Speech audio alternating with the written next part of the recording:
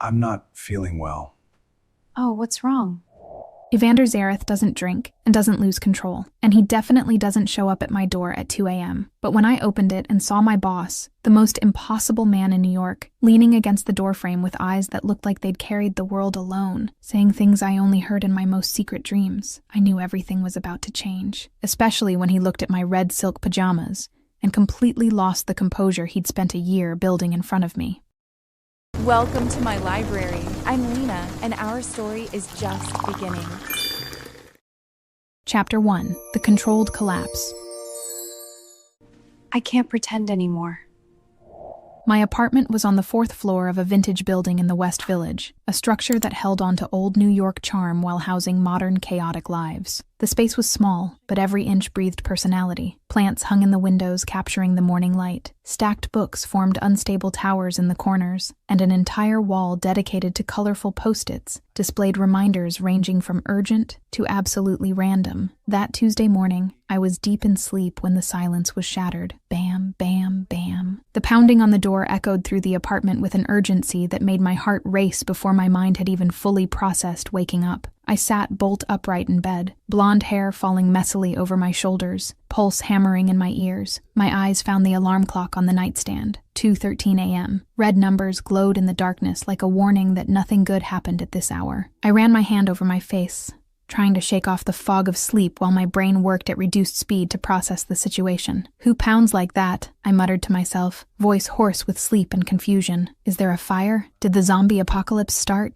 I got out of bed, stumbling slightly, bare feet meeting the cold wooden floor. The path to the door seemed longer than usual, each step weighted by hesitation between curiosity and caution. When I finally reached the entrance, I leaned forward and looked through the peephole, expecting to find a desperate neighbor, or maybe a confused delivery person. What I saw made me freeze completely. Evander Zareth was there, my boss, the man who in an entire year had never, absolutely never, lost his composure in front of me. The same man who ran meetings with surgical precision and maintained absolute control over every aspect of his life. But the person leaning against the doorframe wasn't that Evander. His tie was crooked, hanging loosely around his neck as if it had been tugged impatiently. 2 buttons of his white shirt were undone, revealing the base of his throat in a way I'd never seen. His dark hair, normally combed back with impeccable perfection, was completely disheveled, strands falling over his forehead. He leaned against the doorframe, as if he needed that physical support to remain standing. But it was the expression on his face that really shocked me. Vulnerability, pain, exhaustion. Emotions that Evander Zareth never allowed to reach the surface were there, naked and raw, stamped across every line of his face. Evander, the name left my lips in a worried whisper, loaded with genuine alarm. Without thinking twice, I unlocked the door and opened it, completely forgetting any protocol or hesitation. With the door open, Evander raised his gaze. For the first time in a year of working together, I saw him completely disarmed. All the barriers he kept so carefully erected now reduced to rubble. But then his eyes traveled over me, from top to bottom, and something changed drastically in his expression. The vulnerability gave way to a different intensity, something more dangerous and infinitely more complex. Because I was standing there, in the doorway of my own home, wearing a set of red silk pajamas I'd never wear in public. The shorts barely covered my thighs. The thin strapped camisole followed the curves of my body in a way that should have been innocent, but definitely wasn't, not under that gaze. My blonde hair fell loose over my bare shoulders, and for the first time since we'd met, there was nothing professional between us, just the raw truth of 2 people in a dark hallway at 2 a.m. Evander stood paralyzed, looking at me like a man who'd just seen something he shouldn't, but was completely incapable of looking away. His breathing became visible and heavy, and I could practically feel the tension emanating from him in waves. "Evander, are you okay?" The genuine concern in my voice cut through the fog of that strange moment. I took a step forward, completely forgetting about my clothes. "What happened? Why are you dressed like that?" His voice came out hoarse, rough in a way that made something contract in my stomach. I blinked, completely confused by the question when there were much more urgent concerns at play. "What?" Evander gestured vaguely in my direction, the movement clumsy and imprecise like someone who definitely wasn't in their normal state. "Like that. That way." I looked down at my own clothes and then back at him with an expression that clearly said,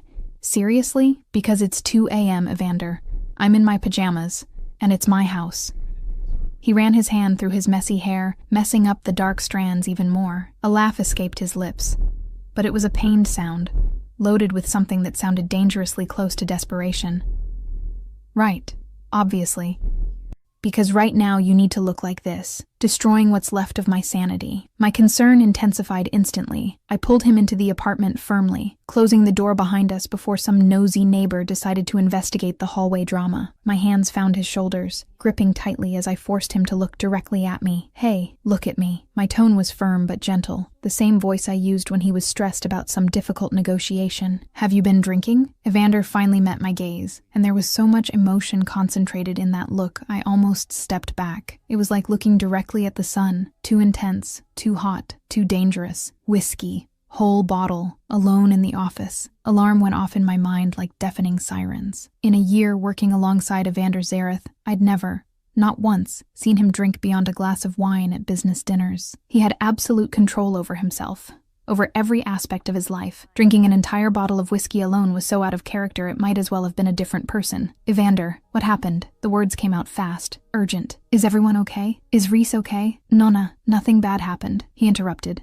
holding my wrists, fingers warm against my skin. The touch sent electricity running up my arms. "What happened is, I can't take it anymore." My heart was beating so fast I was sure he could hear it. "Can't take what anymore?" Pretending. The silence that followed was so heavy I felt like the air had been sucked out of the apartment. I stared at him, trying to decipher the meaning behind that single word, while my brain worked in overdrive to process all the possibilities. "Pretending what, Ev?" The question came out soft, loaded with genuine care. The nickname, the one I only used when we were alone, when he set aside the Dawn and was just Evander, made something break in him. I could see it in his eyes, in the way his shoulders dropped slightly, as if that small word carried enough weight to bring down his last defenses. Evander closed his eyes for a long moment, and I waited, hands still on his shoulders, offering silent support while he gathered the courage to say whatever he'd come to say. When he opened his eyes again, the vulnerability there was so raw it hurt to look at. "That you're just my secretary, that I don't care when you laugh at Reese's jokes, that I don't notice when you bite your pen while concentrating, that I don't think about you when I should be focused on important meetings." My world stopped spinning, my breath caught, trapped somewhere between my lungs and my throat. Those words, those impossible confessions coming from the most controlled man I knew, couldn't be real. Evander, his name came out broken, loaded with emotion I didn't know how to process. But he wasn't finished. Now that he'd started, the words flowed as if a dam had been broken, releasing everything he'd kept locked away for so long. "I came here because I spent the whole day today watching you work. Efficient, brilliant, beautiful without even trying. And when you left, the office felt empty. Everything feels empty when you're not there." My hands were still on his shoulders, but now I squeezed harder, as if I needed that physical contact to make sure I was really awake, that this was really happening. "You're drunk." That was all I could say, because accepting those words as truth seemed too big, too scary. "You're not thinking straight." "I drank because thinking straight means continuing to pretend." Evander's voice was firm despite the alcohol, each word loaded with absolute conviction. "And I'm tired, Quinn. Tired of pretending I don't want you near me all the time, that I don't want the right to hug you when you're stressed, that I don't want to wake up with you being the first thing I see." My eyes started to well up, because hearing this from him was everything I secretly wanted but never admitted, not even to myself. For a year I'd pushed those feelings down, locked them away somewhere deep,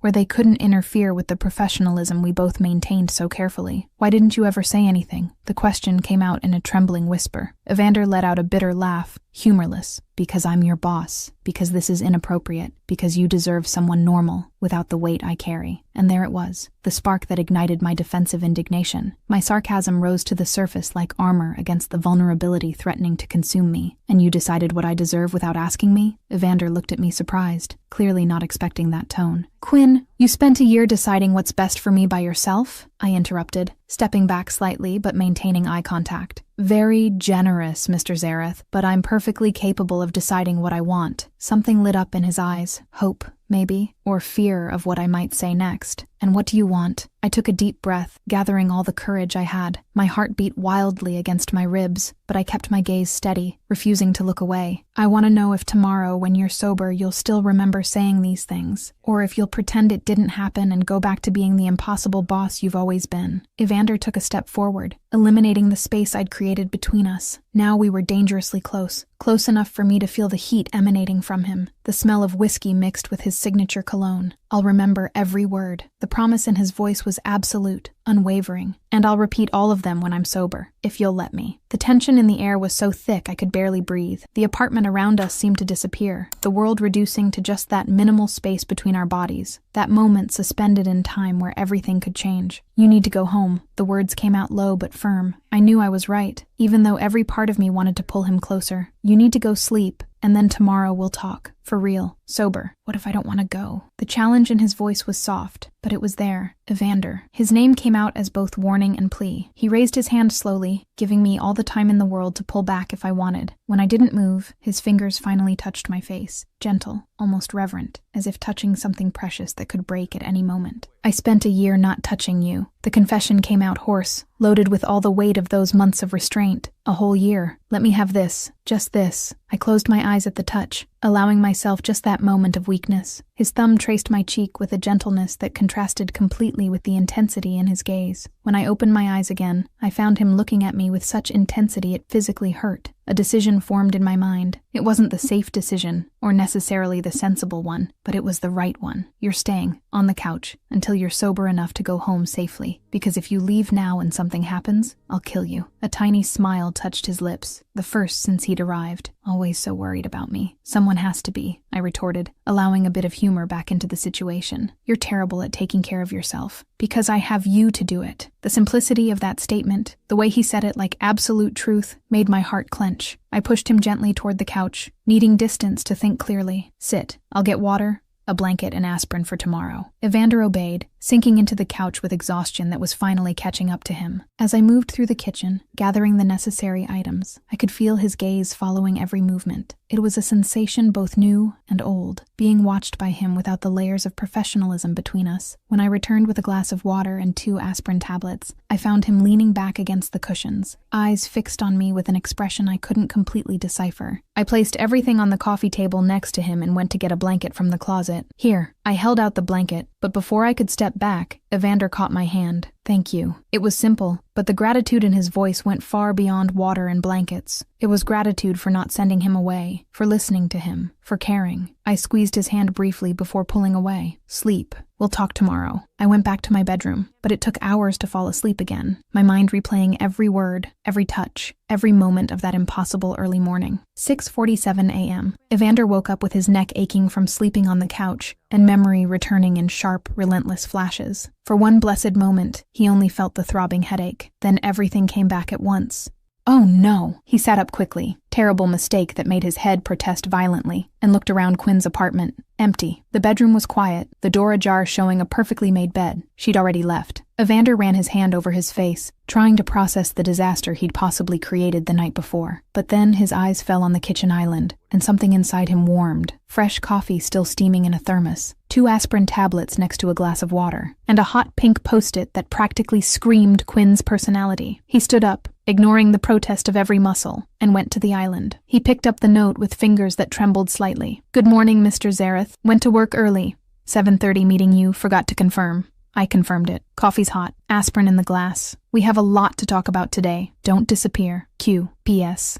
You're a disaster when you're drunk, but at least an honest disaster. Evander held the note, and for the first time in years, smiled for real. Not the controlled smile he used in meetings or the polite one he offered at social events. A genuine smile that reached his eyes and lifted something heavy in his chest. She hadn't sent him away. Not just that. She'd taken care of him, left coffee, and most importantly, wanted to talk. He grabbed his phone and typed a message, each word chosen carefully. I remember everything, and I still mean every word. Your office. 6 p.m. We need to talk. E. The response came in seconds, fast enough to make his heart race. 6 p.m. And you better be sober. Q. Evander couldn't contain another smile. When Reese entered the office later that morning, he found a scene that made him stop completely in the doorway. His brother, Evander Zareth, the most serious and controlled Don who'd ever commanded the Familia, was sitting at his desk, smiling at his phone. Smiling. For real. You're smiling, Reese declared, closing the door behind him. Who died? No one, Evander responded without looking away from the screen. Reese approached, eyes scanning his brother's wrinkled clothes with growing amusement. "You slept in your clothes, away from home. Evander Zareth, you—" "Shut up, Reese." But the smile didn't disappear, and Reese knew his brother well enough to put the pieces together. His eyes widened with sudden understanding. "It's Quinn. It wasn't a question." "You finally told Quinn?" Evander didn't respond, but he didn't deny it either. He just kept smiling at his phone, where a new message had just arrived. "And take a shower. You look like you got hit by a truck." Reese watched his brother type a response, still smiling, and knew everything had changed. After a year of watching Evander torture himself with unrequited feelings, or at least undeclared ones, finally something had happened. And from the smile on his brother's face, it had been something good. Quinn was sitting in her office, trying desperately to focus on the presentation open on her laptop, but her mind kept going back to the night before, to every word Evander said, to his touch on her face, to the promise to talk when he was sober. Her phone buzzed. Message from Sable. "You're acting weird. What happened?" Quinn looked at the screen for a long moment before starting to type. "He showed up drunk at my door at 2 a.m. and said things." The response was instant. "What things?" Quinn took a deep breath before responding. "That he thinks about me, that he wants to stop pretending, that I make everything less empty." "And what did you do?" "Made him sleep on my couch, and we have a talk scheduled for today at 6 p.m. There was a pause before the next message arrived. "Quinn Thorne, you're in love with him." Quinn looked at the message, at that simple and direct statement Sable made without hesitation, and for the first time, she didn't deny it. Not to herself, not anymore, because it was true. She was in love with Evander Zareth, and in a few hours, she'd have to face that truth face to face with him. But when 6 p.m. arrived and she walked into his office, Quinn didn't expect to find him like this, sober, determined, and with words that would change absolutely everything between them. Chapter 2, Truths and Decisions. I still mean everything.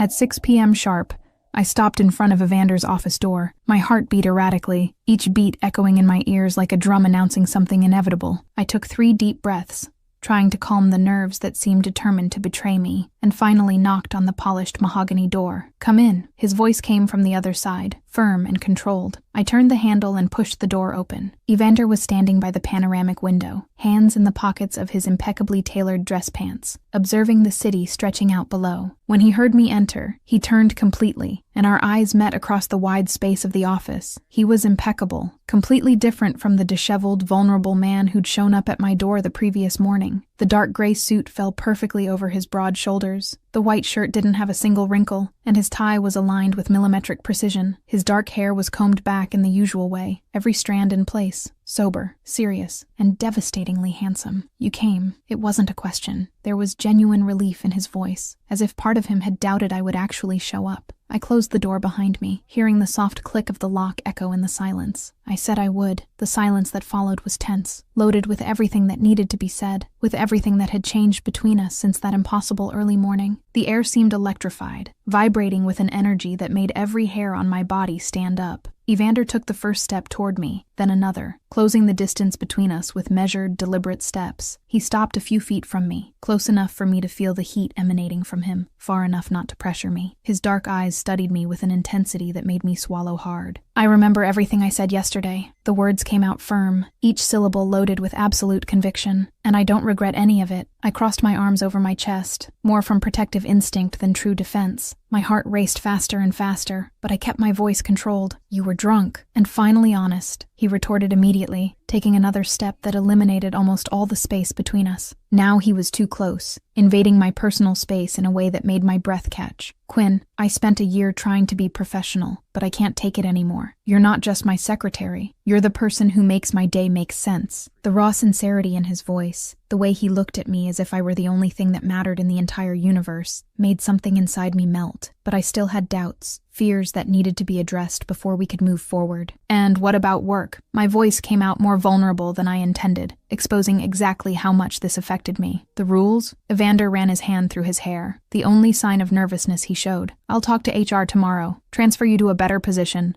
No direct reporting, because I'm not going to put you in a complicated situation, but I'm also not going to pretend I don't want you anymore." He'd already thought of everything. He'd already planned every detail of how to make this possible without compromising my career or reputation. It was so characteristic of him, always 3 steps ahead, always taking care of every angle, always protecting the people he loved, even before declaring that love. I took a deep breath, gathering all the courage I had to say what needed to be said. Me too. I can't pretend anymore either, but I need to know. Is this real? It's not just attraction? Because if it's just that, I couldn't finish the sentence. Evander pulled me close to him in a quick, decisive movement, his hands holding my arms firmly but without hurting. We were so close I could feel each of his breaths, the heat of his body against mine, the smell of his cologne mixed with something that was uniquely Evander. Quinn Thorne, I'm in love with you. The confession came out like a promise, like a vow, like an absolute truth that admitted no questioning. Completely, ridiculously, and if you give me a chance, I'll prove it every day. And then I did what I'd wanted to do for an entire year. I leaned forward, eliminated the minimal distance that still existed between us, and kissed him. The entire world disappeared the moment our lips touched. A year of unresolved tension, of stolen glances that lasted a second longer than they should, of accidental touches that sent electricity down my spine. Everything exploded in that absolutely perfect kiss. His hands moved up to my face, holding me with a gentleness that contrasted completely with the intensity of the kiss. I allowed myself to melt against him, my own hands finding the fabric of his shirt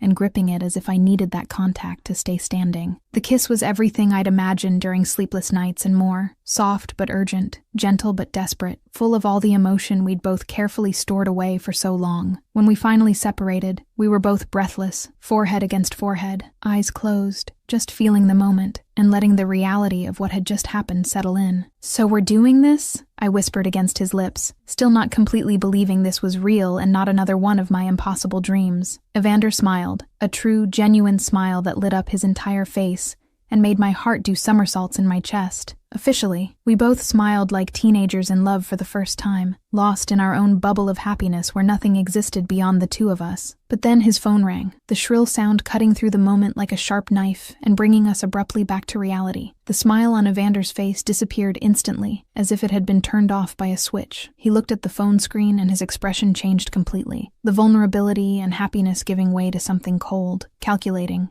and vaguely dangerous. It was like watching a mask slide over his face, transforming him into a completely different person right before my eyes. "Dorian," he said simply before answering, his voice already changing to a tone I'd never heard from him before. "Talk." I stepped back instinctively, giving him space, but I couldn't help observing the transformation happening. His voice became icy, authoritative, loaded with a weight and power that made the hairs on the back of my neck stand up. It was as if the Evander I knew had been completely replaced by something much more dangerous. "Urgent meeting." Evander repeated the words of whoever was on the other end of the line, voice completely devoid of emotion. "Rossetti want territory. Tomorrow, noon, port." His tone was purely professional now, but there was something more there, something dark and relentless hidden beneath the surface. He asked quick, precise questions in a language I couldn't completely understand, using terms that sounded vaguely threatening even without full context. When he finally hung up a few minutes later, the dawn was fully present. There was no trace of the man who had just kissed me as if I were his heir, his salvation, his reason for existing. This version of Evander was sharp as a blade, relentless, and genuinely frightening in a way that made my stomach clench uncomfortably. I watched the transformation happen right in front of me, and for the first time since all this started, a question formed in my mind with crystal clarity and impossible to ignore. Who was he really? The vulnerable man who showed up at my door? The controlled boss I'd known for a year? Or this third person I'd just witnessed? Cold, dangerous, and completely in control of something I clearly didn't understand. And more importantly, did I really know Evander Zareth? Or was I falling in love with someone who was essentially a stranger wearing different masks depending on the situation? The next morning, when Quinn found the phone he'd forgotten in the office and saw encrypted messages about familia and territory, she realized the man she loved was keeping secrets much bigger than she'd imagined. Chapter 3. The Truth Revealed. You lied to me. The next morning, when I found the phone he'd forgotten in the office and saw encrypted messages about familia and territory, I realized the man I loved was keeping secrets much bigger than I'd imagined. I was organizing some documents on Evander's desk when I noticed the device left beside the computer. The phone vibrated repeatedly, the screen lighting up with notifications accumulating in an alarming sequence. I picked up the device to put it away safely, but the words that appeared on the locked screen made my blood run cold. "Familia needs decision on Southern Territory. Port protection confirmed. 3 men. Shipment arrived. Weapons verified. My heart raced. Familia, territory, weapons. These weren't words from legitimate business. With trembling hands, I called Sable. I need you to investigate something for me. I spoke quickly when she answered. About Evander. There was a pause. Are you sure? Because if I dig, I'll find everything. And you might not like it. I looked at the messages that kept coming. I'm sure. I need the truth. Give me until Sunday night. The next 2 days were torture. Evander noticed something was different, but when he asked, I lied and said I was just tired. Guilt ate away at me, but the need to know the truth was greater. Sunday night. Sable's email arrived. Subject, you need to see this. Now. The file I opened completely destroyed my world. Evander Zareth wasn't a CEO of investments. He was the Don of the Zareth Famiglia, Italian Mafia that had operated in New York for 3 generations. The investments were a front. The truth was organized crime. Photos of him in meetings with known mobsters. Documents about territory division, money laundering records, protection rackets. It was all there, meticulously compiled by Sable, proving that the man I loved had lied since day one. I spent the night awake, crying, trying to process the betrayal. When the sun rose, I was still on the couch, eyes swollen, heart in pieces. Monday morning, he called. I ignored it. He called again. I ignored it. The messages started coming. Good morning, beautiful. I dreamed about you. Is everything okay? Call me. I'm worried, Quinn. Each message was a knife to the heart because they sounded genuine. But how could I trust now? How could I believe any word when everything had been a lie? At 9:30 at night, heavy knocking on the door. Him. My entire body froze.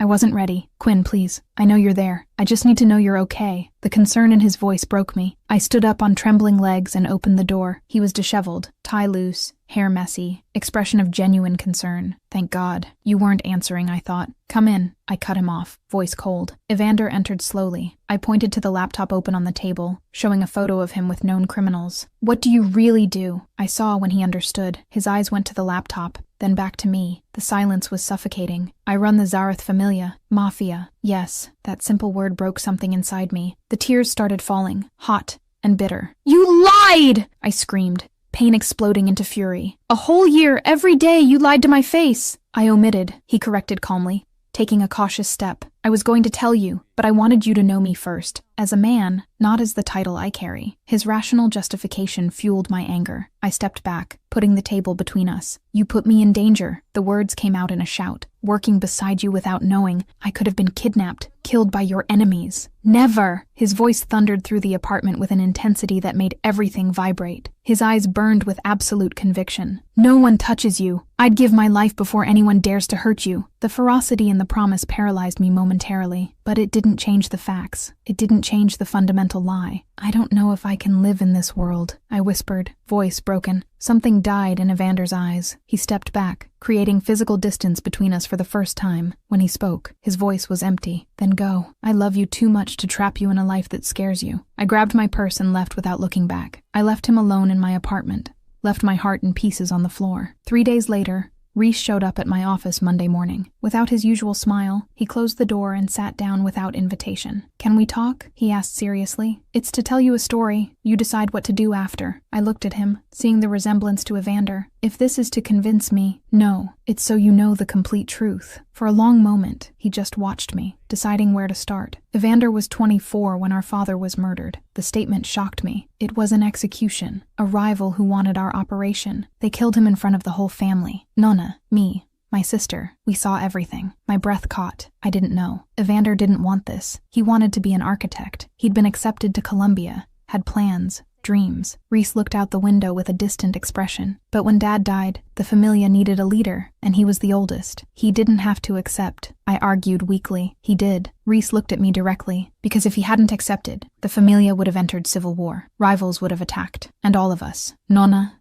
me, Celeste, would have died. So he sacrificed everything. Dreams, freedom, normal life, everything to protect us. The tears returned, but different now. Not anger, understanding. He loves once and only once, Quinn. Reese's voice became soft. If you leave, he survives, but he'll never be happy again. The question is, do you love him enough to accept all of him? The question hung in the air. Reese stood up, heading for the door. He would tell you everything if you gave him a chance, he said simply, But you ran before he could. The decision is yours, but think carefully before you throw away something real out of fear of the unknown. He left, leaving me alone with thoughts that wouldn't settle. 3 days thinking about Reese's words, about Evander's expression when he said he loved me too much, about the truth of who he was and why. 3 days to realize that love wasn't accepting only the easy parts. It was choosing to stay when things got hard. Thursday night, I knocked on the door of the Zareth mansion. My heart beat wildly, but for the first time in days, I felt like I was making the right choice. The door opened. Evander was destroyed. Deep dark circles, messy hair, something broken in his posture. When he saw me, he froze. "Quinn, I want to try." The words came out firm. "For real, but with conditions. Total transparency, no omissions, and you're going to have to teach me everything about this world, because if I'm going to be in it, I need to understand." For a moment, he just looked at me as if he couldn't believe it. Then he pulled me into his arms, hugging me as if I were the only thing keeping him standing. "I promise you'll have total transparency. I'll teach you everything, protect you in any circumstance." I pulled back to look at him. "I don't want you to protect me from everything. I want to be your partner, for real." Something changed in his gaze, admiration mixed with intense love. "You're incredible, and you're complicated, but I accept all the complications." He kissed me, deep and desperate, sealing the promise. When we separated, both smiling through tears, he held my hand. "Come, there's a lot I need to tell you." We entered the mansion together, hand in hand. The path would be difficult, dangerous, uncertain, but we'd be together, and that made all the difference. But while Quinn chose love over fear, Dorian Ashcroft watched from afar, smiling, because he had the perfect plan to use Evander's heart against him. Chapter 4: Dorian's Game. He's finally weak.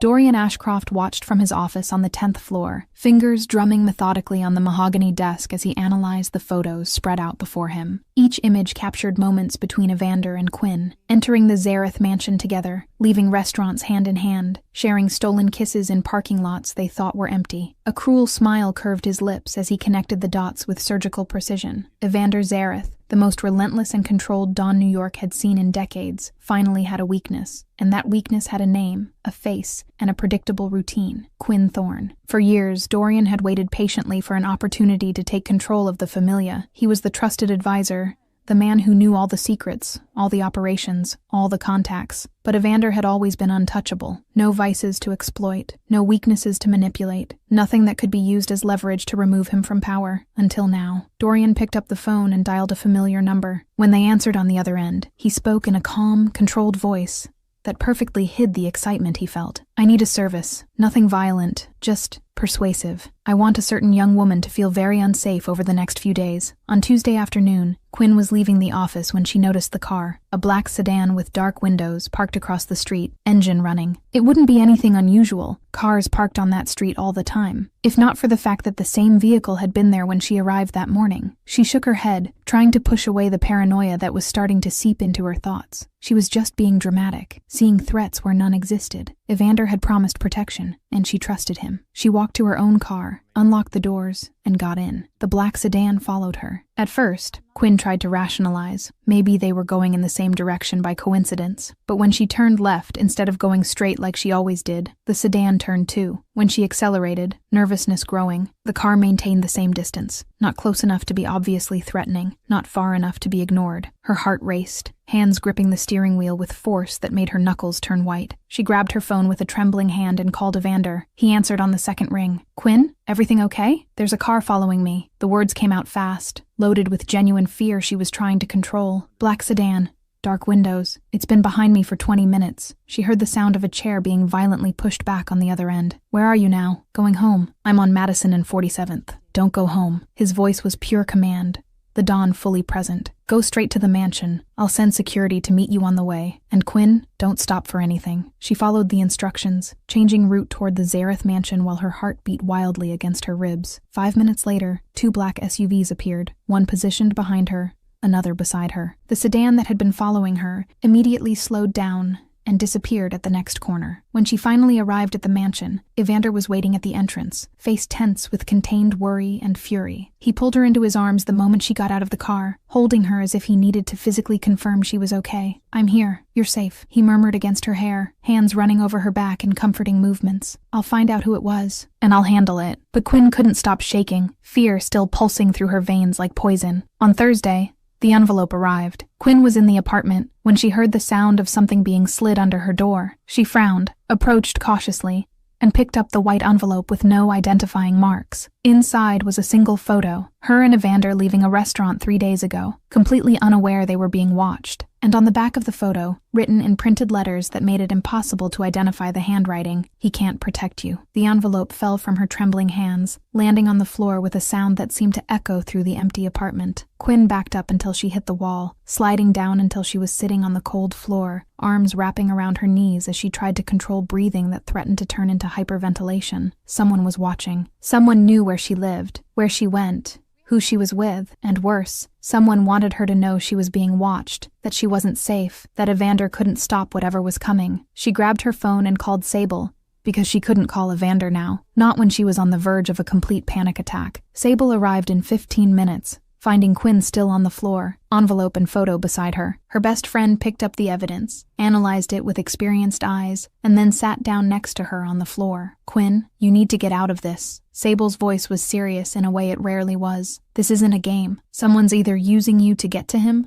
or threatening you to push you away from him. Either way, it's too dangerous." "I know," Quinn whispered, tears starting to fall. "I know, Sable, but I love him, and he loves you." Sable gripped her friend's hand firmly. "But love isn't worth your life. It's not worth living in constant fear, looking over your shoulder, wondering when the next threat will appear." Sable's words echoed in her mind all night. Quinn didn't sleep, just lay staring at the bedroom ceiling, thinking about all the times she'd felt fear since getting involved with Evander, the car following her, the envelope, the encrypted messages about territory and weapons, the constant reality that he lived in a world where people died for power. She loved Evander, loved him with an intensity that physically hurt, but would it be enough? Would love be enough to live with this paralyzing terror every day for the rest of her life? On Friday night, Quinn asked to meet at his apartment. Evander opened the door with a smile that disappeared immediately when he saw the expression on her face.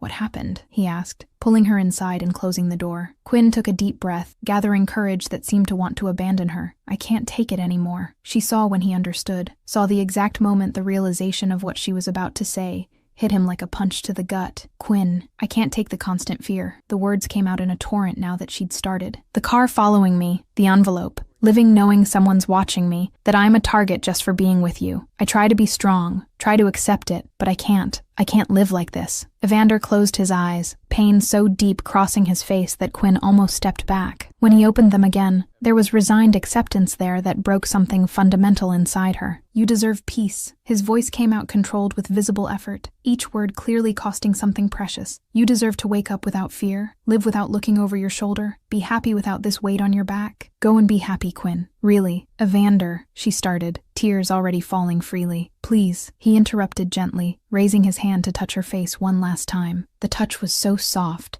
so full of love and goodbye that Quinn felt like her heart was being ripped from her chest. "Don't make this harder. Let me have the illusion that I made the right choice letting you go." Quinn nodded because she didn't trust her voice to form coherent words. Then she turned and left the apartment, tears falling so fast she could barely see the way. She took the stairs instead of waiting for the elevator, needing the physical movement to keep from completely falling apart. When she finally reached the car, she allowed herself to cry for real. Deep sobs that shook her entire body as she held the steering wheel and faced the devastating reality that she'd just let go of the man she loved because she was too afraid to stay. On Saturday morning, Quinn was on the apartment couch, still in pajamas, staring at a cup of cold coffee she'd forgotten to drink. She hadn't slept, hadn't eaten, just existed in a state of numbness that was preferable to the sharp pain that threatened to consume her if she allowed herself to feel completely. Firm knocking on the door pulled her from the torpor.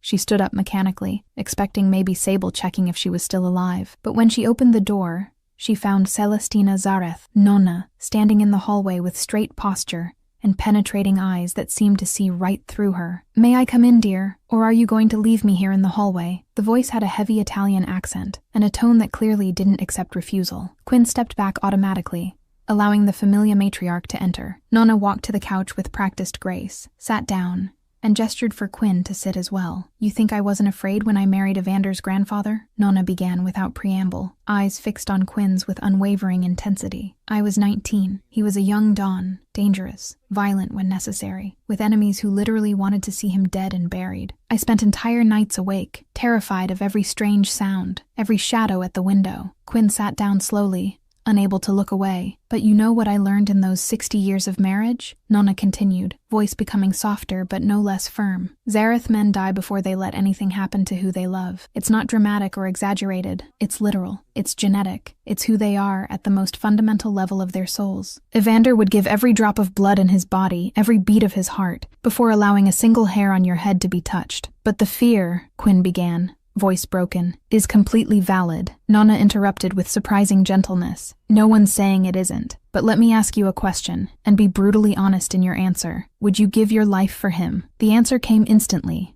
without hesitation or need for reflection. Yes, without thinking twice. Then why do you expect his love to be less fierce, less absolute than yours? Nonna leaned forward, taking Quinn's hand between hers, skin wrinkled but touch firm. He lives in a dangerous world. That's undeniable. But you would also choose to face danger if it meant protecting him, wouldn't you? Real love, true love, means accepting that you'll both get scared sometimes. We'll protect each other fiercely always. We'll face the world side by side even when the world seems too frightening. Tears began to fall as Nonna's words penetrated every carefully constructed defense Quinn had erected around her wounded heart. You already ran once and came back because you realized love was worth the risk, Nonna said with wisdom accumulated over decades. Are you going to run again now? Are you going to keep running every time it gets hard or scary? Because if you are, then yes, leave for good and let my grandson move on and try to rebuild the heart you broke. But if you're going to stay, she smiled, expression loaded with hope and challenge, then come back before it's too late, before he does something stupid and dangerous,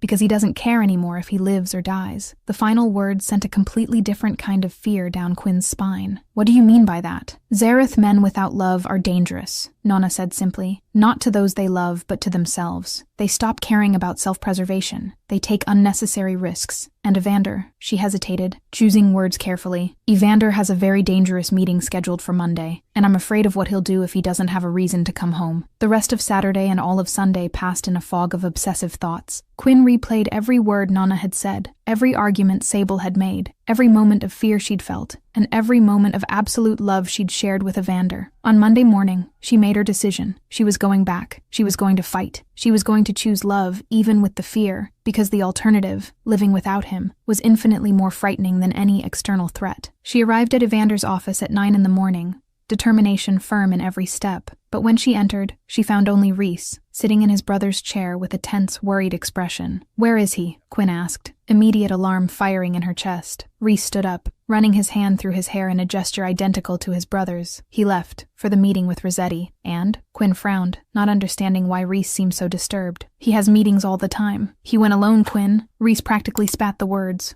Frustration and fear evident. No security, no backup. Nothing. Just him and a gun against God knows how many men. Quinn's blood froze in her veins. Why? Why would he do something so stupid? Because he's destroyed without you and doesn't care anymore if he lives or dies, Rhys shouted, control finally breaking. Because you left and took the only reason he had to be careful. Quinn felt like she'd been slapped. Nonna's words echoed in her mind. Zareth men without love are dangerous to themselves. Where? She asked, already grabbing her purse. Port. Warehouse 12. I'm going. It wasn't a request or suggestion. It was an absolute declaration. Quinn, it's dangerous, Rhys began. If something happens to him and I'm not there, I'll never forgive myself, Quinn interrupted, voice firm, despite the terror she felt. And he can't die thinking I don't love him enough to fight. So let's go. Now. Rhys studied her for a long moment, then nodded. I'll call Sable and mobilize security. We're all going. 15 minutes later, they were in 2 SUVs heading toward the port. Quinn in the first vehicle with Rhys, Sable in the second with 6 armed security men. Her heart beat so fast it seemed to want to leap out of her chest. But for the first time in days, it wasn't paralyzing fear. It was determination. It was love. It was the absolute certainty that she wasn't going to lose Evander without fighting with everything she had. What none of them knew. It wasn't a meeting with Rossetti. It was Dorian's trap. And Evander was walking straight into it. Chapter 5. Trap and Rescue.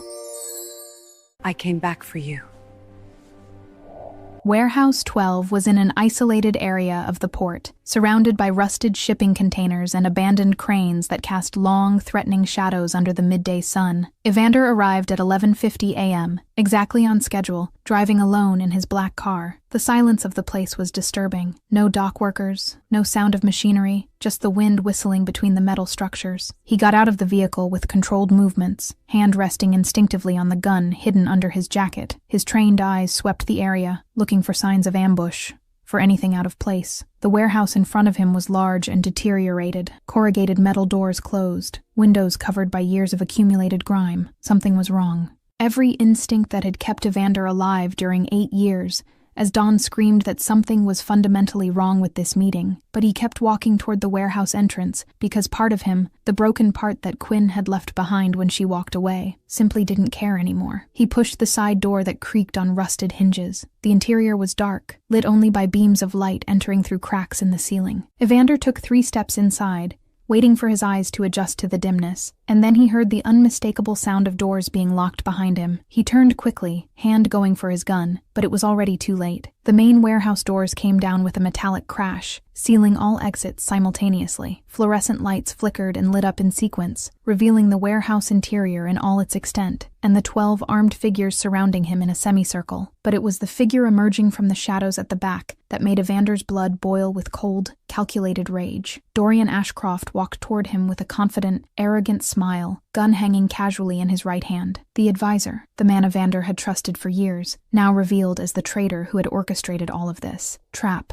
Evander said calmly, voice devoid of surprise because on some level he already knew. You, me, Dorian confirmed, stopping a few yards away with an expression of absolute satisfaction. You're weak, Evander. In love, distracted. You're not fit to lead the Familia anymore, so I'm going to take what should have been mine for years. Evander laughed, a humorless sound that echoed through the empty warehouse. You don't have enough support. The Familia will never follow you. No? Dorian raised an eyebrow, gesturing to the men around them. The Rossetti are mine now. I negotiated a very lucrative deal with them, and half the Familia agreed that the leadership needs a change. I'm doing this for everyone's good. You're alone, Evander, completely alone. The realization of that half the men he had led, protected, and trusted had betrayed him, should have hurt. But Evander only felt numbness, the same numbness he'd carried since Quinn walked out of his life on Friday. Then do what you came to do, Evander said in a tired voice, letting his hand fall away from the gun. Because honestly, Dorian, I don't care anymore. Something gleamed in Dorian's eyes, triumph mixed with contempt. He raised the gun, aiming directly at Evander's chest, and then, exactly at 12:10 p.m., the side door of the warehouse exploded. The sound was deafening, metal being ripped from hinges, wood splintering, concrete cracking. Smoke and debris filled the air as the warehouse's side wall literally disintegrated under the force of the controlled explosion. Through the fog of dust and rubble, figures began to emerge. Quinn entered first, blonde hair tied in a high ponytail, jeans and leather jacket replacing her usual office clothes, expression of fierce determination on her face. Behind her came Sable with a laptop under her arm, and equally intense determination, Reese with gun already raised, and 6 security men armed to the teeth. The stunned silence following the explosion was broken by Quinn's voice, clear, strong, and loaded with anger that made even the armed men instinctively step back. You underestimated 2 things, Dorian, she said, walking toward the center of the warehouse without any apparent fear, while the security men spread out tactically. The real loyalty to the Familia, and a furious lawyer who won't let the man she loves die in a cowardly trap. Evander stared at her with an expression of absolute shock, mixed with something that looked dangerously close to desperate hope. Quinn, what are you— Later, she interrupted without taking her eyes off Dorian. First, we handle this. Dorian looked around, quickly assessing the situation that had turned against him in a matter of seconds. His men, the Familia traitors and the Rossetti he'd brought, looked significantly less confident now that they faced armed and organized opposition. This doesn't change anything. Dorian tried to regain control, voice rising with poorly disguised desperation. I still have numerical superiority. I still have— You have nothing, Sable interrupted,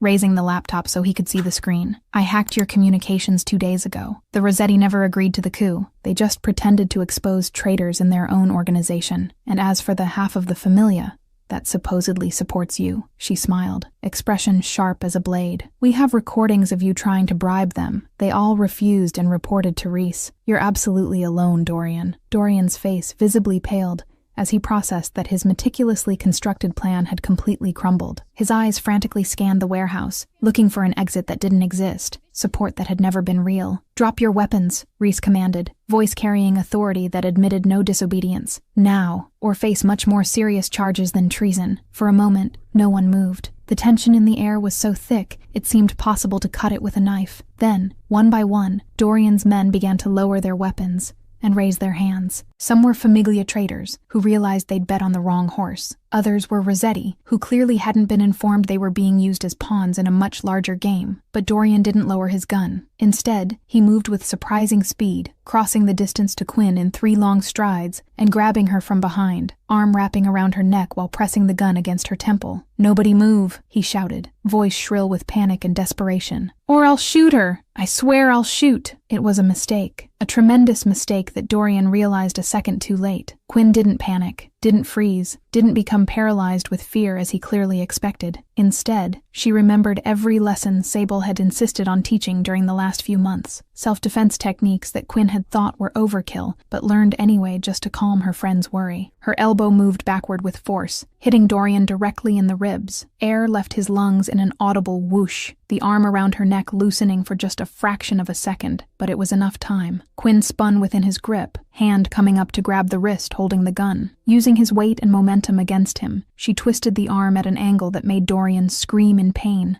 and dropped the gun, which fell to the concrete floor with a metallic clatter. In a fluid movement born of pure instinct and repetitive training, Quinn kicked the gun away, out of Dorian's reach, and then pushed him with enough force to make him stumble and fall backward. The stunned silence that followed was broken by Sable. "I told you the classes were worth it." But no one was paying attention to her because Evander had moved. In 2 steps, he was beside the fallen Dorian, gun drawn and pointed directly at the traitor's head. The expression on Evander's face was something terrible to behold. Cold, calculated fury of a man who had been betrayed by someone he trusted. "Give me a reason," Evander said in a voice so low and dangerous, it made the air around them seem to freeze. "A single reason why I shouldn't end this right now." Dorian looked up with eyes wide with genuine terror, finally comprehending the magnitude of the mistake he'd made. He opened his mouth, but no sound came out, only ragged, irregular breathing. Quinn approached, placing her hand gently on Evander's arm. Her touch was soft, but firm, anchoring him back to reality through the red fog of rage threatening to consume him. "He's not worth dirtying your hands over," she said calmly, voice loaded with absolute conviction. "Not worth carrying that weight on your conscience. Let him rot in prison for the rest of his miserable life. That's a worse fate than a quick death." Evander looked at her, really looked at her for the first time since she'd exploded through the warehouse wall like an avenging angel dressed in jeans and fierce determination. He saw the wisdom in her words, the truth in what she was saying. Slowly, with visible effort, he lowered the gun. "Reese," Evander called without taking his eyes off Quinn, "take this trash to the police. I have friends in the department who'll make sure he never sees daylight again. And the other traitors too." "With pleasure," Reese responded, already signaling for the security men to grab Dorian and the others who had participated in the conspiracy. 20 minutes later, Quinn and Evander were sitting in the back seat of one of the SUVs, while Reese drove in silence, giving them the necessary privacy. The adrenaline was starting to leave Quinn's system, leaving her trembling slightly with the delayed realization of everything that had just happened. Evander pulled her into his arms, holding her against his chest with a force that bordered on desperation. She could hear his heart beating erratically under her ear, feel the fine tremor running through his body. "You came back," he whispered against her hair, voice broken with raw emotion. "You actually came back." Quinn pulled back just enough to look into his eyes, raising her hand to touch his face with infinite tenderness. "I came back because I love you. Because Nonna showed up at my apartment Saturday morning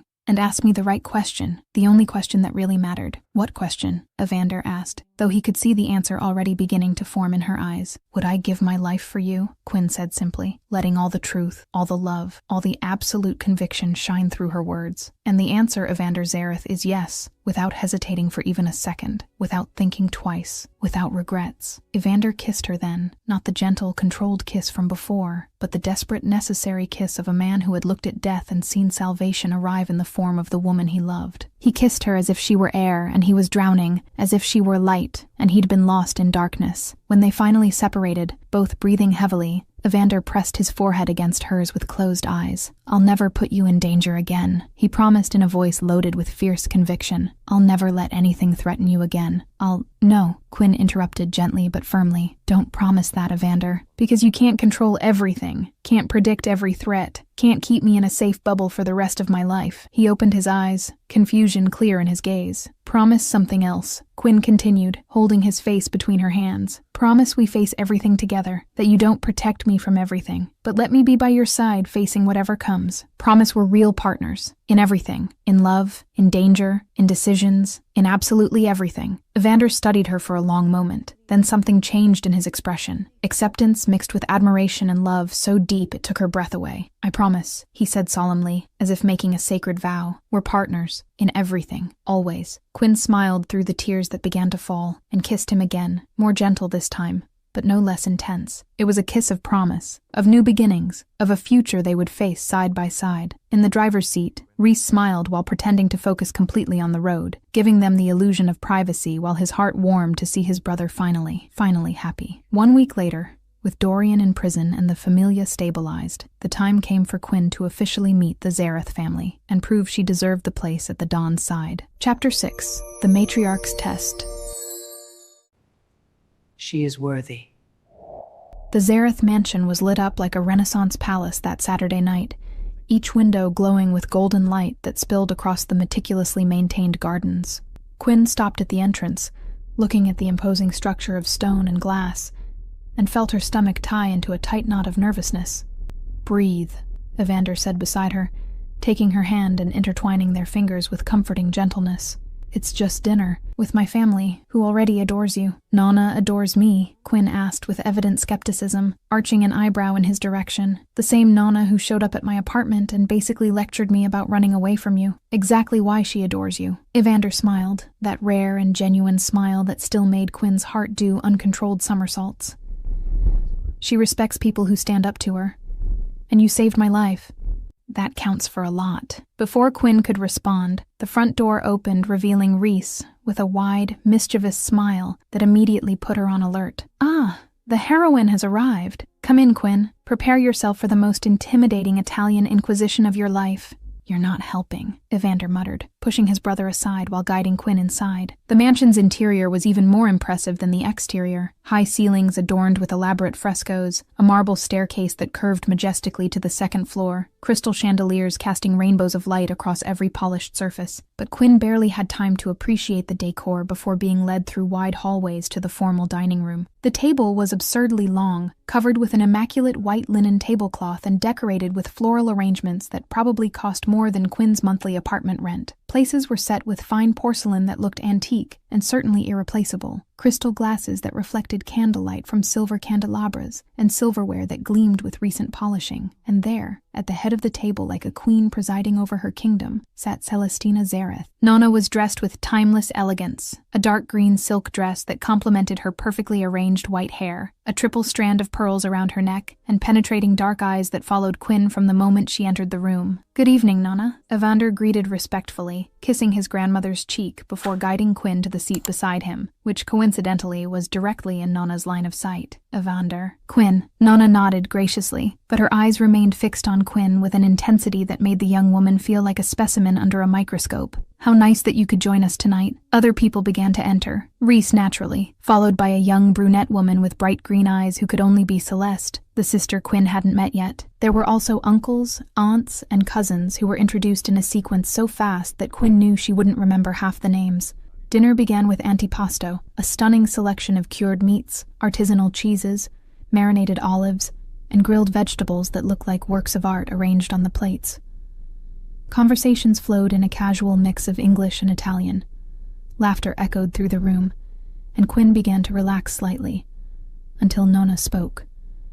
"So, Quinn," the matriarch's voice cut through the side conversations like a sharp knife, instantly silencing the entire table. "You've won my grandson's heart." It wasn't a question. It was a statement loaded with the weight of unspoken judgment. Quinn felt all eyes turn to her, waiting for her response. Under the table, Evander's hand found hers, squeezing gently in silent encouragement. Quinn took a deep breath, raised her chin, and met Nona's gaze directly without wavering. "With all respect, Mrs. Zareth, we won each other's hearts." The silence that followed was so complete, Quinn could hear the ticking of the antique clock on the opposite wall. Reese seemed to be holding his breath. Celeste's eyes were wide. Evander was tense beside her, clearly prepared to intervene if necessary. And then, Nonna smiled. It wasn't a small or polite smile. It was a genuine, approving smile that lit up her entire face and completely transformed her expression from severe to almost maternal. "Brava," Nonna said simply. raising her wine glass in Quinn's direction. Very brave. The tension in the room evaporated instantly like mist under strong sun. Conversations resumed with renewed energy. Laughter returned, and Quinn felt like she'd just passed the first test of many to come. "You just made my grandmother smile," Evander whispered in her ear, voice loaded with poorly disguised admiration. "I love you even more now." "Don't relax yet," Reese called from across the table, clearly having heard Evander's whisper. That was just the appetizer. "Wait until the main course." He wasn't exaggerating. Dinner progressed through multiple courses. Creamy risotto with wild mushrooms, ossobuco that melted in the mouth, roasted vegetables seasoned with fresh herbs, and homemade bread still warm that released a heavenly aroma when broken. Between courses, Nonna asked seemingly casual questions that Quinn quickly realized were carefully disguised tests. "Do you know Italian cuisine, Quinn?" "Some, Mrs. Zareth. My grandmother was of Sicilian descent, so I grew up eating some traditional recipes." "Oh, and what was your favorite?" "Arancini. She made them with ragu and pea filling. I used to help her shape the little balls." Nonna nodded approvingly, and Quinn could feel she'd passed another invisible test. Later, when Celeste mentioned she was studying international law, Nonna turned to Quinn. "And you, dear? Evander mentioned you were a corporate lawyer before working for him." "That's right. Harvard Law. Graduated 3 years ago. I worked at a big firm in Boston before moving to New York." "Harvard?" One of the uncles seemed impressed. "Excellent institution. And why did you leave a prestigious firm to be a secretary?" Nonna asked, astute eyes studying Quinn carefully. Quinn hesitated for only a fraction of a second before deciding on complete honesty. "Because I hated corporate politics, the power games, and defending large corporations in cases that morally bothered me. I wanted a change, so I accepted the position with Evander, thinking it would be temporary, while I figured out what I really wanted to do." "And did you figure it out?" Nonna pressed. "Yes." Quinn looked at Evander, allowing all the love she felt to show in her gaze. "I figured out I wanted to stay. And now I'm working to legitimize the Familia's operations, using my legal knowledge to make a real difference." Nonna studied Quinn for a long moment that seemed to stretch infinitely, then nodded with evident satisfaction. "Good, very good." After dinner, while the men retired to the office with cigars and whiskey, a tradition Evander tried to protest but was firmly directed to by Nonna, Quinn found herself being guided to the kitchen by the matriarch herself. The Zareth mansion's kitchen was a huge, welcoming space that contrasted with the formality of the rest of the house. Copper hanging from the ceiling, marble countertops worn by decades of use, and a persistent aroma of garlic, tomato, and basil that permeated every surface. Nonna began preparing coffee in an antique espresso machine that looked like it had been brought directly from Italy, precise and practiced movements of someone who had done this thousands of times. Quinn stood somewhat uncomfortably near the center island, not knowing if she should offer help or simply wait. "Sit," Nonna ordered gently, gesturing to one of the tall stools. Quinn obeyed, watching as Nonna prepared 2 perfect espressos in tiny porcelain cups. The matriarch placed both cups on the counter, added sugar to hers, and then sat on the adjacent stool with surprising grace for someone her age. "Do you know what it really means to be with a Zareth?" Nonna asked without preamble, voice losing the formal tone she'd maintained during dinner. Quinn took a sip of the strong, bitter coffee, using the time to formulate a careful response. "Danger, secrets that can't be shared with the outside world, absolute loyalty above almost everything. But also," she paused, thinking about everything she'd learned in recent weeks. "Also, fierce love that knows no limits, unconditional protection even when not asked for, and family that would be willing to die for each other without hesitation." Nonna nodded slowly, eyes never leaving Quinn's face. "And will you run when it gets hard? When the danger becomes too real? When the secrets weigh too much? When loyalty demands sacrifices you didn't think you'd have to make?" "I ran once," Quinn admitted with brutal honesty, allowing all the shame and regret from that moment to show through. "I got scared, and I ran. But I learned the most important lesson. Life without him is infinitely worse than any danger that comes from being by his side. Evander is worth any fear, any sacrifice, any risk. I don't run anymore. Never again." Something changed in Nonna's expression. It softened in a way that made her look decades younger. She placed her coffee cup on the counter and stood up, walking to a specific drawer in an antique cabinet in the corner of the kitchen. When she returned, she carried a brown velvet box worn by time. Nonna opened the box with reverent care, revealing a triple-strand pearl necklace that gleamed softly under the kitchen light. The pearls were perfectly uniform, their luster indicating exceptional quality and considerable age. "This necklace belonged to my grandmother," Nonna said softly, picking up the jewelry with fingers that trembled slightly. "She wore it when she married in Sicily in 1897. My mother wore it at her wedding. I wore it at mine. And my daughter, Evander's mother, wore it when she married that impossible man. Nonna extended the necklace to Quinn, placing it gently in her hands. Wear it when you get married, because he's already bought the ring. Quinn almost dropped the necklace. He bought one? 3 weeks ago, Nonna confirmed with a conspiratorial smile that made her look years younger. It's in the top right drawer of his office, hidden under property documents. Huge diamond. Classic style. Exactly what you'd like if he knows you as well as I think he does. How do you... I know everything that happens in this family, Nonna interrupted with feigned wounded dignity. And don't tell him I told you. Let him think he still has some chance of completely surprising you. Quinn looked at the necklace in her hands, a family heirloom that had crossed generations, a symbol of approval that meant more than any words could express. Tears began to fall before she could stop them. Thank you, was all she could say, voice broken with emotion. Nonna pulled Quinn into a firm hug, patting her back with maternal affection. Welcome to the family, my dear. Officially. 15 minutes later, Quinn marched determinedly to the back veranda of the mansion, where she knew she'd find Evander. He was there alone, leaning on the stone balustrade, looking at the gardens illuminated by strategically positioned lights. When he heard footsteps behind him, he turned and smiled. Survived Nonna's interrogation? You bought a ring, Quinn said without preamble, crossing her arms over her chest, but unable to contain the smile threatening to take over her face. Evander froze completely, expression going from relaxed to guilty in a fraction of a second. She told? Nonna told? 3 weeks ago, apparently. Quinn continued, taking slow steps toward him. Top right drawer of your office. Big diamond. Classic style. I'm going to kill my grandmother, Evander muttered, running his hand through his hair in a gesture Quinn now recognized as nervousness. This was going to be a surprise. Romantic. Planned. I had a location picked out. Speech prepared, photographer hired, but Quinn was laughing now, really laughing in a way that made Evander stop mid-rant and just look at her with an expression between exasperation and adoration. You think this is funny? He asked, but he was starting to smile too. I think all of this is absolutely perfect, Quinn said when she could catch her breath. And then Evander Zareth, Dawn of the Zareth Familia, man who commanded an empire with an iron fist and never showed weakness, did something completely unexpected. He sighed deeply, looked at Quinn with all the love he felt shining clearly in his eyes, and knelt right there on the cold stone veranda.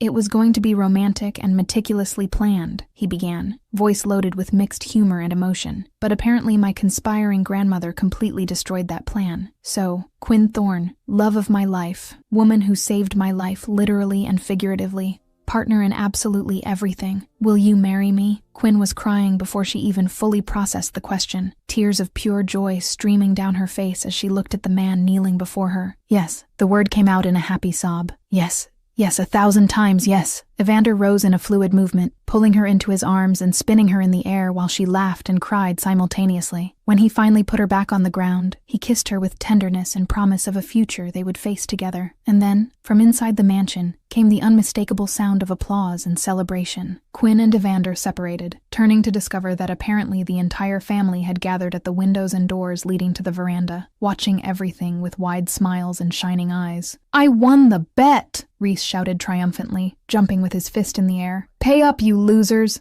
I said it would be tonight. Evander looked at his brother with an expression of absolute disbelief. You guys bet on this? Obviously, Celeste responded without any remorse. Reese bet you'd propose tonight after Nonna told about the ring. I bet tomorrow morning. Uncle Marco bet next week. And I bet she'd find the ring herself and confront you first. Nonna added with royal dignity completely intact. But I admit I underestimated how hopelessly in love you are, my dear grandson. Quinn was laughing so hard she had to lean on Evander to keep from falling. Your family is absolutely insane. Our family, Evander corrected gently, kissing her temple. And yes, they're completely insane, but they're ours. 3 months of engagement brought happiness, but also the need for Quinn to completely understand Evander's world, including the side he'd always protected her from seeing. Chapter 7. The World Without Masks.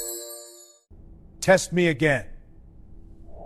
Quinn was sitting in front of the bedroom mirror, finishing applying dark red lipstick, when Evander appeared in the doorway, with an expression she was starting to recognize, the one that meant he was about to say something she wasn't necessarily going to like. So, he began, leaning against the doorframe with studied casualness that was completely fake. Remember when you said you wanted to be my partner in everything? Quinn spun in the chair, arching an eyebrow in his direction. That was literally 3 days ago, Evander. My memory still works perfectly. Great, because I have a meeting this afternoon with the DeLuca Familia. He paused. paused, measuring her reaction. "And I want you to come with me, okay?" Quinn frowned, not seeing what the problem was. "Why are you acting like you just asked me to jump out of a plane without a parachute?" "Because the DeLucas are rivals. They want territory expansion that goes against our interests. And this meeting," he hesitated, choosing words carefully, "is going to be very different from the business meetings you used to do in corporate offices with gourmet coffee and cookies." Quinn stood up, walking over to him and smoothing his tie with firm hands. "Evander Zareth, I've faced corporate lawyers who would make sharks look friendly. I literally invaded a warehouse under crossfire to save your life. I think I can handle a tense meeting." "It's not just tension." Evander held her hands, voice becoming more serious. "It's that you're going to see a side of me I've always tried to protect you from witnessing, the real Dawn. And it's not going to be pretty or romantic or anything you've seen so far." Quinn studied him for a long moment, seeing the genuine concern in his eyes, the fear of what she might think of him after. "Then it's time for me to see it, isn't it? Real partners, remember? No more masks." 2 hours later, Quinn was sitting in an Italian restaurant in Queens that definitely wasn't open to the public that Tuesday afternoon. The establishment had been reserved for the meeting, which meant all the staff had been dismissed except the owner, who was clearly connected to the Familia in some way, and guards strategically positioned at every exit. The table was set with deceptive elegance: white tablecloth, red wine already served, a platter of antipasti in the center, but the atmosphere was anything but civilized. Quinn could feel the tension in the air like static electricity before a storm. Each man present studying the others with predatory attention. Evander was seated at the head of the table with Reese to his right, and Quinn, following his instructions, was seated to his left. On the other side of the table were 3 men: Marco DeLuca, the patriarch of the rival family, and his 2 adult sons, Nico and Sal. And Quinn saw the transformation in Evander the moment DeLuca walked through the door. The man who had proposed to her on the veranda with a voice full of love and vulnerability simply disappeared. In his place was someone Quinn barely recognized, posture straight and dominant, expression completely empty of emotion, dark eyes cold as winter ice. Even the way he held his wineglass had changed, every movement deliberate and loaded with contained power. This was the Dawn. This was the man who commanded an empire with an iron fist. "Zareth," DeLuca greeted as he sat down, voice loaded with poorly disguised hostility. "Thanks for accepting the meeting." "DeLuca," Evander responded, and Quinn felt a chill run down her spine at his tone. The voice was icy, controlled, loaded with authority that admitted no questioning. There was no trace of warmth there. Marco DeLuca's eyes slid to Quinn with interest that made her want to instinctively pull back. "Brought a woman to business? How interesting." Before Quinn could respond, Evander spoke in a voice that could freeze fire. "My fiancée, and she stays." The way he said it, not asking permission, not explaining, just declaring it as immutable fact, made something in Quinn's stomach tighten. It wasn't exactly fear, but definitely recognition that she was witnessing a version of Evander operating on a completely different level. DeLuca smiled, but there was no humor whatsoever in the expression. "Ah, fiancé. Congratulations. Although I must say, Evander, you're getting soft. First, the soft heart for a civilian, now bringing her to business meetings. Next thing we know, you'll be serving tea and cookies instead of running the Familia." The silence that followed was so heavy, Quinn felt like the air had been sucked from the room. Evander didn't move, didn't change expression, but something in his eyes became absolutely lethal. When he spoke, his voice was low and dangerous in a way that made even Reese tense beside him. "Test that theory. Please, see what happens." It wasn't a threat, it was a promise. And from the way DeLuca pulled back slightly in his chair, he understood perfectly. "Let's get to business," Marco DeLuca said quickly, clearing his throat and trying to regain composure. "We want access to the port, specifically warehouses 8 through 15. "No." Evander's answer was immediate and final. "Not negotiable?" DeLuca pressed, voice rising slightly with frustration. "Not negotiable," Evander confirmed calmly, taking a sip of wine as if they were discussing the weather. "Those warehouses have been Zareth territory for 3 generations, and they'll continue to be." Nico DeLuca, the older son, leaned forward with an arrogant expression. "Maybe you didn't understand the situation, Zareth. We're not asking. We're informing you that we're going to expand operations, with or without your cooperation." Reese laughed, a humorless sound that had a touch of clear threat. "Seriously? You're making threats here? Now? How brave." "It's not a threat," Marco DeLuca said in a tight voice. "It's business reality. If you don't cooperate, there will be problems." And it was at that moment that Quinn saw something truly frightening. Evander leaned forward slowly, resting his elbows on the table, fingers interlaced with a calm that completely contrasted with the deadly intensity in his eyes. When he spoke, his voice was so low Quinn had to strain to hear. But each word carried the weight of absolute promise. "You want problems with me?" he asked softly, almost conversationally. Because I solve problems, Marco, permanently. And if you think I've gotten soft, if you really believe that love for my fiancé has made me weak, he smiled, and it was the most dangerous expression Quinn had ever seen on a human face. Then please, keep testing. It'll be the last thing you do. The silence was absolute. Quinn could hear her own heart beating, each pulse echoing in her ears. Even the guards positioned at the doors seemed to be holding their breath. Marco DeLuca looked at Evander for a long moment, clearly evaluating whether he should continue pressing or back down. Whatever he saw in Evander's eyes made him decide quickly. Perhaps we could discuss alternative territories, DeLuca said finally, voice losing all previous arrogance. The northern area, maybe, where operations don't overlap as much. Perhaps. Evander agreed graciously, leaning back in his chair as if nothing tense had just happened. Send a formal proposal. We'll analyze it. The rest of the meeting passed in discussion of logistical details that were tense but civilized. Quinn stayed silent throughout, observing, learning, trying to process what she'd just witnessed. In the car heading back to Manhattan, heavy silence filled the space between them. Reese was driving, giving them privacy in the back seat, but Quinn could see from his eyes in the rearview mirror that he was carefully monitoring the situation. Quinn looked at Evander, studying his profile against the urban landscape passing by the window. He had returned. The man she knew was back, tension leaving his shoulders, expression softening, but she couldn't forget what she'd seen. Would you, she began, voice coming out more hesitant than intended. Would you kill him, Marco DeLuca, if he'd pushed harder? Evander turned to look at her directly, and the brutal honesty in his eyes was almost painful to see. If he threatened you or the family? Yes, without hesitation. I've done it before, Quinn. I'm not proud of it, but I won't lie about who I am. Quinn processed that,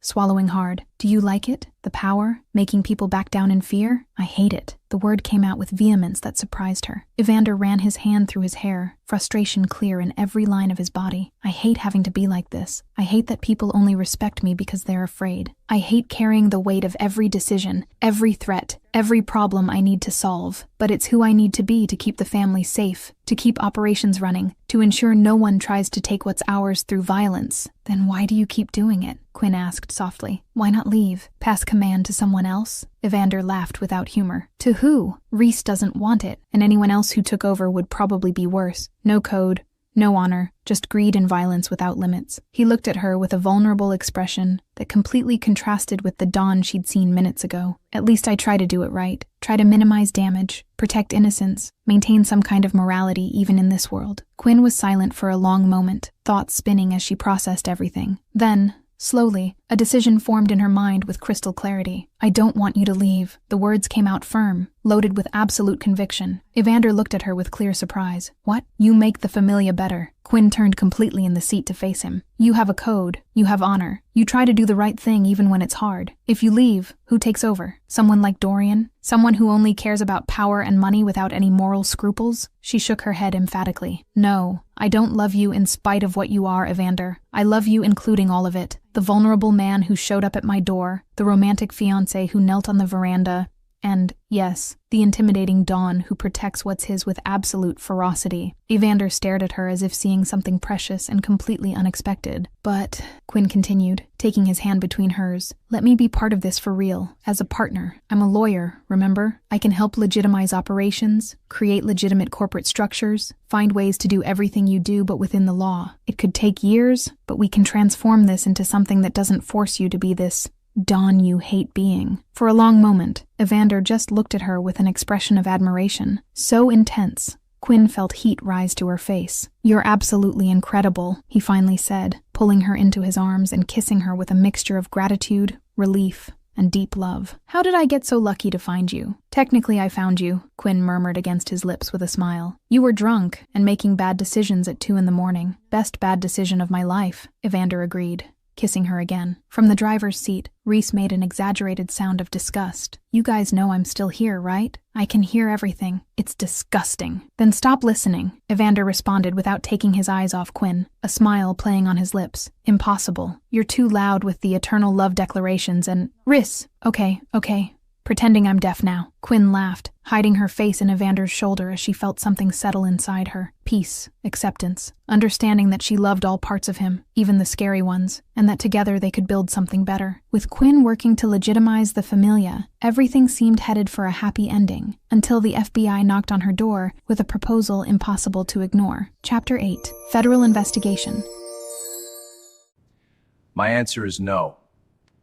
Quinn was reviewing acquisition contracts for a commercial property in Tribeca when the receptionist called her direct line with a strangely tense voice. Ms. Thorne, there are 2 federal agents at reception asking to speak with you. Quinn's blood froze in her veins for a fraction of a second before legal training took control. Send them to conference room B. I'll be there in 5 minutes. She hung up, took 3 deep breaths to calm the nerves threatening to betray her carefully constructed composure, and picked up the phone again to dial Evander's extension. He answered on the first ring. FBI is here, Quinn said without preamble, keeping her voice low and controlled. 2 agents, requesting a meeting. There was a brief pause on the other end, before Evander responded in a voice that instantly transformed into the cold, calculating tone of the dawn. Don't say anything without a lawyer present. I'm coming to... No, Quinn interrupted firmly. I am a lawyer, remember? And if you show up, you'll only make the situation worse. Let me handle this. Trust me. Another silence, then a resigned sigh. I love you, and if you need anything, I know, Quinn said softly before hanging up.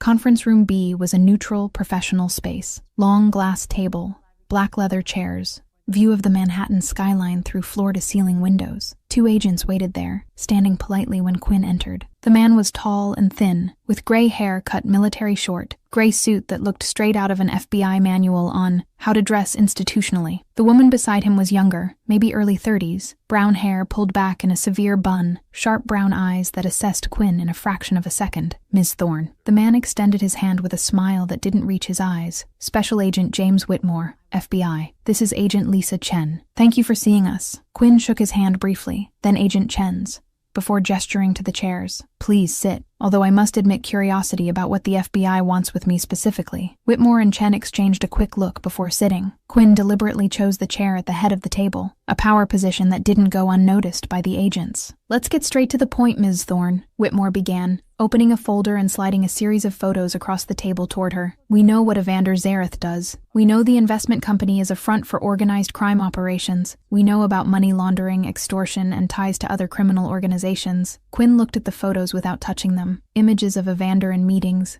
financial transactions, properties associated with the familia. She revealed no emotion in her carefully neutral expression. And this concerns me because, she asked in a calm voice, because you've been working directly with him for 2 years. Agent Chen intervened, voice softer than Whitmore's but no less determined. You have access to financial records, internal communications, complete organizational structure. You could give us everything we need to build a solid case. Testify against him, Whitmore said directly, leaning forward with intensity. Cooperate with our investigation. In exchange, we're offering total immunity for anything you might be involved in. And if you want, we can arrange a new identity, relocation through the Witness Protection Program, a completely new life, away from all of this. The silence that followed was heavy as Quinn processed the proposal. Part of her, the small, scared part that still hadn't completely gotten used to the reality of being engaged to a mob boss, considered the offer for a millisecond. Then she remembered Evander kneeling on the veranda, remembered him saying he loved her, including all the scary parts, remembered the promise she'd made to face everything together. No.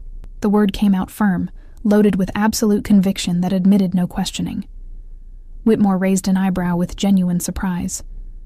No, just no, Quinn repeated, maintaining direct eye contact. I won't testify against Evander Zareth. I won't cooperate with the investigation. I don't accept immunity or a new identity. My answer is no in every possible way. Agent Chen leaned forward with an expression that mixed frustration and something that seemed almost like concern. Ms. Thorne, do you understand what you're doing? You're going to throw away your entire legal career, your freedom potentially, all for a criminal? And it was that word, criminal, that ignited a spark of genuine anger in Quinn's chest. He's not a criminal, Quinn said in a low voice but loaded with steel. And before you start with your list of alleged crimes, let me clarify something. I'm a Harvard-educated lawyer.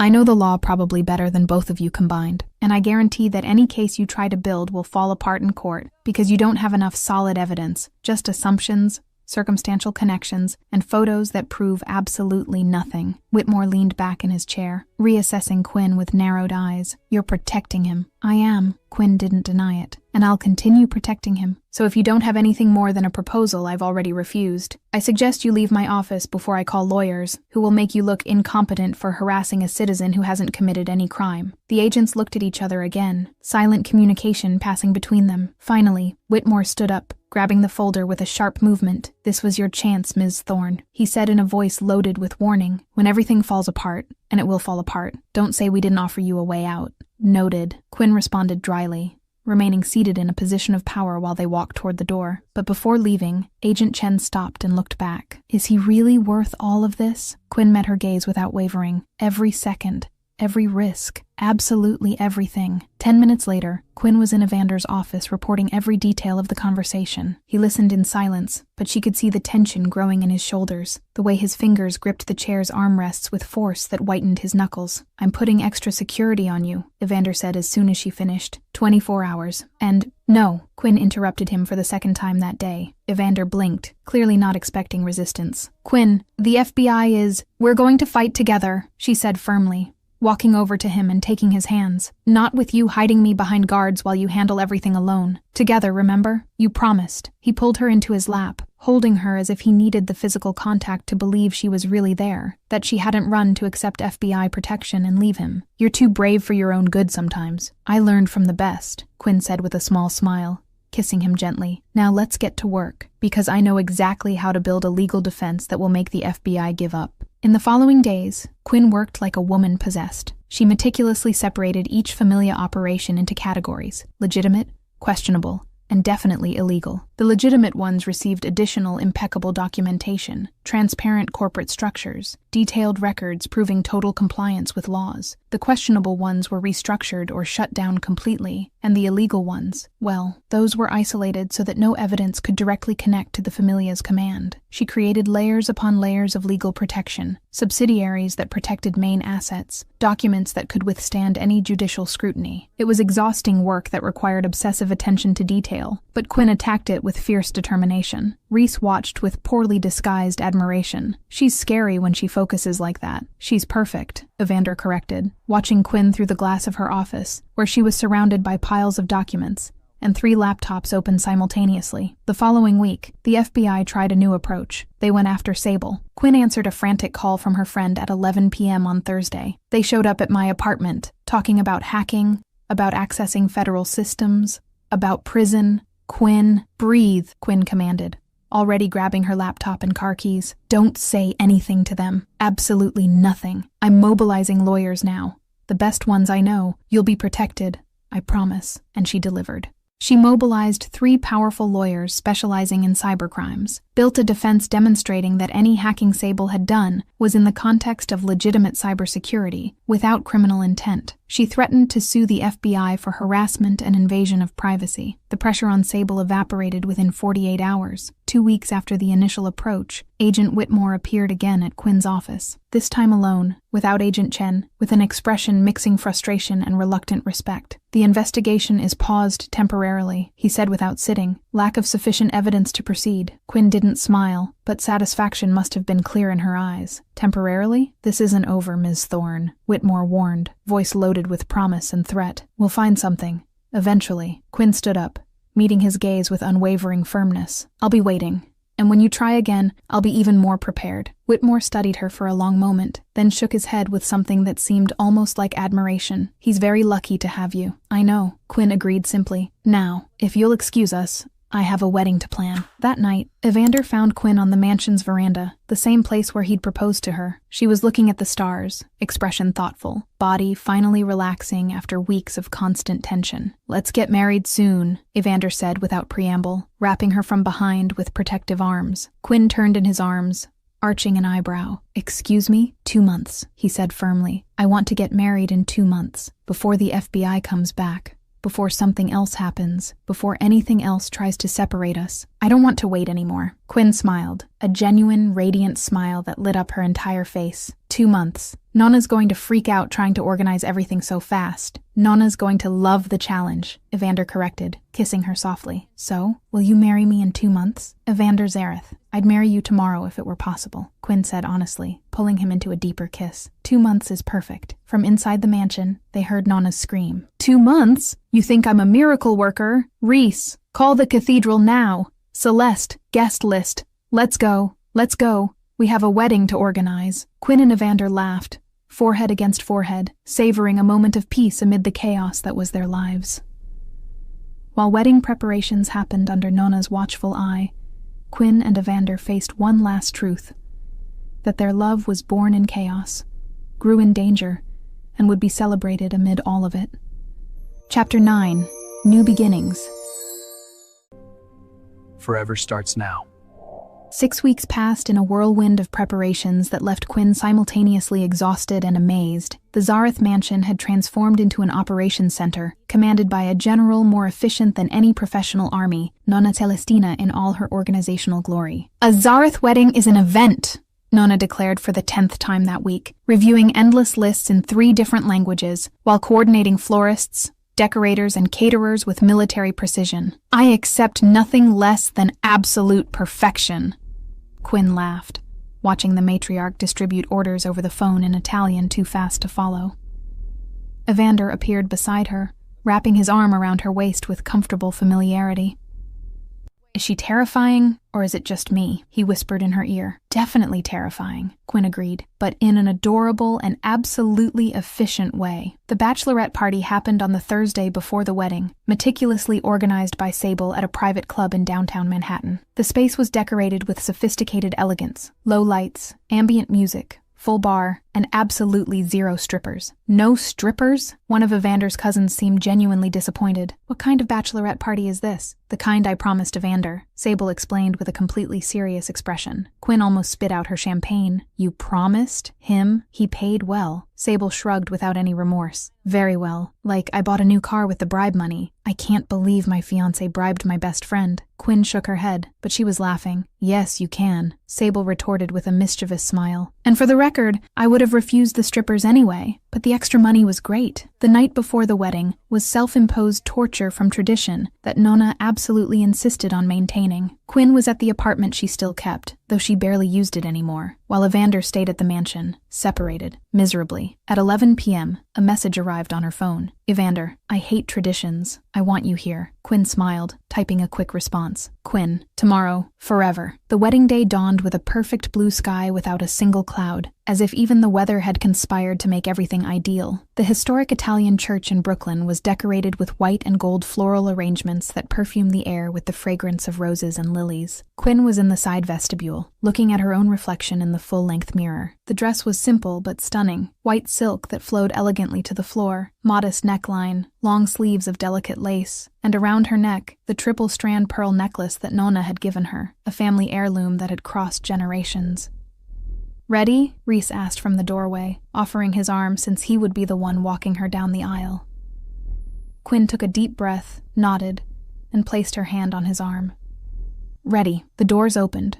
Music began, and Quinn took the first step toward the rest of her life. Evander was waiting at the altar, impeccable in a black suit that seemed to have been made specifically for that moment. Reese was beside him as best man, and when Quinn began walking down the aisle, she saw tears begin to fall down Evander's face. You're crying, Reese whispered with a tone of pure delight. Shut up, Evander murmured back, but he didn't take his eyes off Quinn for a single second. When she finally reached the altar and stood facing him, Evander took her hands with fingers that trembled slightly. Hi, he whispered. Hi, Quinn whispered back, smiling through her own tears. The vows came too fast and not fast enough simultaneously. I, Quinn Thorne, she began, voice firm despite the emotion, promise to love you in all the chaos, in all the danger, and in all the uncertainty, because you, Evander Zareth, are my certainty, my anchor, my home. Evander squeezed her hands, wiping away tears with a quick movement before beginning his own vows. I, Evander Zareth, promise to always protect you, honor you in every decision,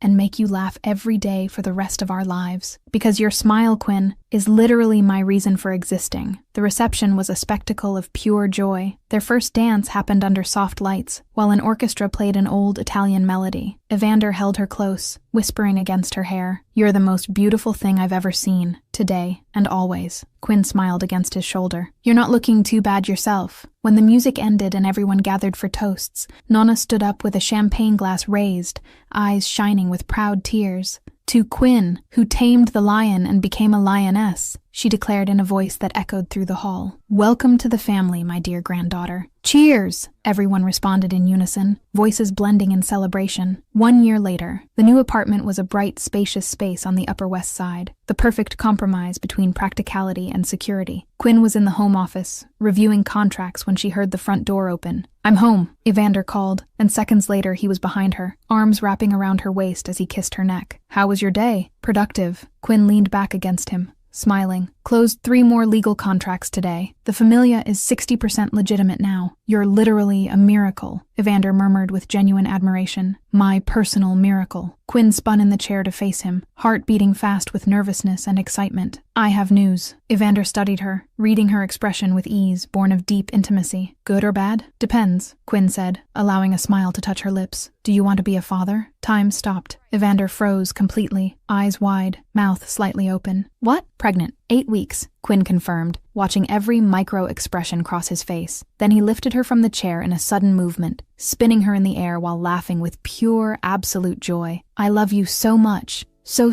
much." Later that night, they were on the couch, Quinn leaning against Evander's chest, his hand resting protectively on her still flat belly. "Will our child have your stubbornness?" Quinn asked in a playful tone. "Or your devastating sarcasm?" Evander retorted, kissing the top of her head. "Poor kid," Quinn murmured. "Doesn't have a chance of being normal." Evander laughed, the sound rumbling through his chest against her back. "But they'll be very, very loved. Like me," Quinn said softly. "More than anything in the world," Evander promised with absolute conviction. Quinn was silent for a moment, just appreciating the peace, the love, the absurdly perfect life they'd built together. "Thank you." "For what?" "For showing up drunk at my door that early morning." Evander laughed again, pulling her closer against him. "Best terrible decision of my life." "I love you, Evander Zareth. I love you, Quinn Zareth, forever." And there, in the apartment that was a home built on love born in chaos, grown in danger, and celebrated amid all of it, they finally had peace.